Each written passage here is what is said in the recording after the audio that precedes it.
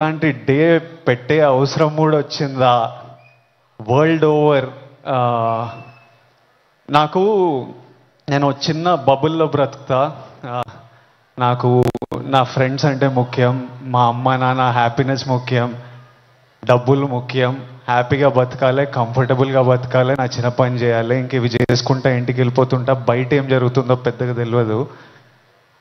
నేను వైజాగ్లో పోర్ట్లో ఒకసారి షూట్ చేస్తున్నప్పుడు అక్కడున్న పోలీస్ ఆఫీసర్ నన్ను కలిసి ఇలా యాంటీ డ్రగ్ క్యాంపెయిన్ గురించి ఒక బయట ఇవ్వమన్నారు. అవుట్ ఆఫ్ రెస్పెక్ట్ ఇచ్చినా కానీ ఇది ప్రాబ్లం, మా 100 ప్రాబ్లం ఉన్నప్పుడు దీనికి బయట ఏంటి అనుకున్నా.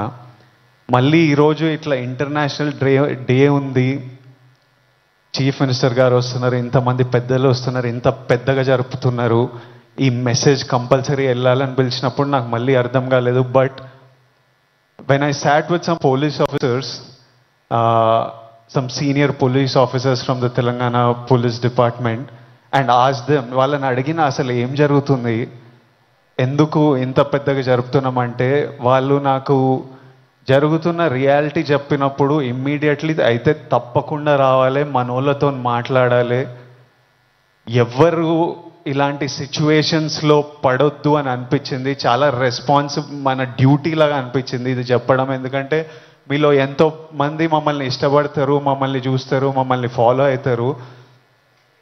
మనకి మన హెల్త్ ముఖ్యం, మనమంతా హ్యాపీగా హెల్తీగా ఉండాలి కదా. హెల్త్ లేకపోతే ఏం చేయలేము లైఫ్లో. మనం హెల్తీగా ఉండాలి, మన అమ్మ నాన్న గర్వంగా ఉండాలి, హ్యాపీగా ఉండాలి, అది ముఖ్యం కదా. Yes or no?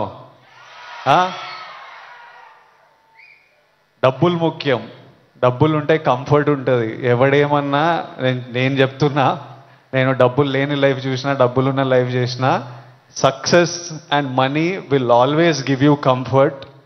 ఇవి ముఖ్యము. ఈ 3 మనకి హెల్త్ ఏదైనా ఇవ్వకపోతే, సక్సెస్ మనీ ఏదైనా ఇవ్వకపోతే, రెస్పెక్ట్ ఏదైనా ఇవ్వకపోతే దాంట్లో దిగడమే వేస్ట్. అది పెద్ద టైం వేస్ట్ పని. అది డ్రగ్స్ అనేది, why I'm talking to the youth, I think it's very important. 30 years వరకు